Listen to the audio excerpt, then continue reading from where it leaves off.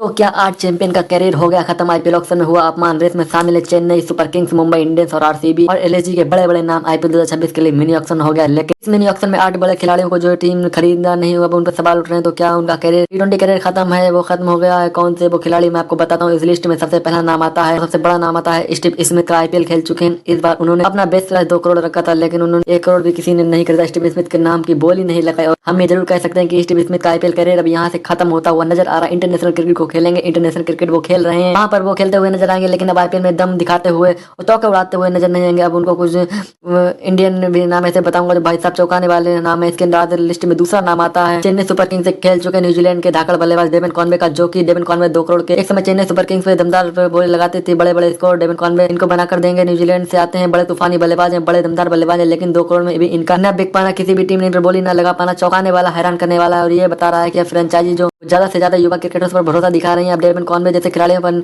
नाम पर बोली नहीं लगा रही है। और तीसरा नाम आता है इस लिस्ट में श्रीलंका के स्पिनर महेश तीक्षणा का। 2 करोड़ रुपए का उनका बेस प्राइस था। श्रीलंका से आते हैं, स्पिनर हैं जो कि अच्छे गेंदबाज हैं। बाकी इनके पास वेरिएशन देखिए तो तेज गेंदबाज हैं, अच्छे खासे पैसे में गए। हसरंगा भी इनको ठीक ठाक पैसा मिला, लेकिन अब बारी आई पर महेश तीक्षणा के पैसे लुटाने के। कोई भी इनकी फ्रेंचाइजी पर करोड़ भी नहीं देना समझा। क्या आपको लगता है? कमेंट करके जरूर बताएगा। कैरियर अब इसके बाद आता है जैक फ्रेजर मक्कर के दिल्ली। 2 करोड़ रुपए में दिल्ली कैपिटल का हिस्सा था, उन्होंने रिलीज कर दिया और इस ऑक्शन में किसी ने भी इनको रिटर्न और फिर ऑक्शन में नहीं लिया। इसका नाम बोली नहीं लगा। तूफानी बल्लेबाज हैं, बड़े बड़े चौके मारते हैं, अंदाज में हमेशा नजर आते हैं, लेकिन यहाँ 2 करोड़ में इनका नाम नहीं बिक पाना जरूर है। पिछले साल जैक फ्रेजर मक्कर ने बहुत अच्छी बल्लेबाजी की थी। इसके बाद आता है रहमानुल्लाह गुरबाज, 1.5 करोड़ रुपए कोलकाता नाइट राइडर्स के लिए दमदार शुरुआत देने वाले, चौके लगाने वाले अफगानिस्तान के तूफानी बल्लेबाज रहमानुल्लाह गुरबाज को 1.5 करोड़ को भी ना मिल पाना ये बहुत हैरान करता है। सीनियर खिलाड़ी हैं, आईपीएल खेल चुके हैं, रन भी बना चुके हैं, अपनी काबिलियत दुनिया को दिखा चुके हैं, लेकिन अब बोली लग गई तो उनको अनसोल्ड जाना ये समझ नहीं आया। मैं तो समझ के लिए है किसी को 1.5 करोड़ नहीं खर्च, आपको समझ हो तो बताइए। इसके बाद नाम आता है उमेश यादव। इनका भी बेस प्राइस 1.5 करोड़ था। हालांकि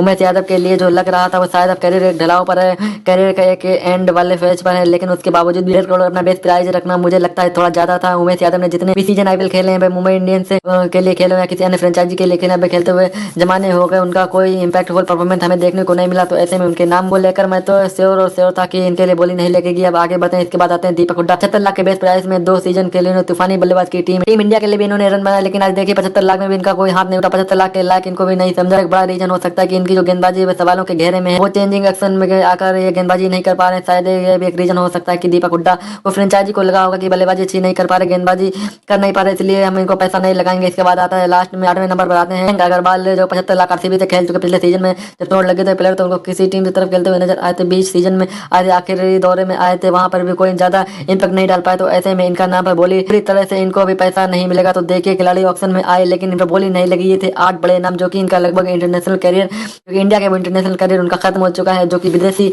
थे उनका बिक पाना परे से बाहर है। आपको क्या लगता है कौन से खिलाड़ी पर बोली नहीं लगी? आप भी कमेंट बॉक्स में जरूर बता सकते हैं किन खिलाड़ी पर बोली नहीं लगी, जो कि बोली के हकदार थे मगर उन पर बोली नहीं लगी। हमारे हिसाब से ये 8 बड़े नाम थे जो कि इन पर बोली नहीं लगी। ये बोली के हकदार थे। बहुत बहुत शुक्रिया इस रिपोर्ट को देखने के लिए।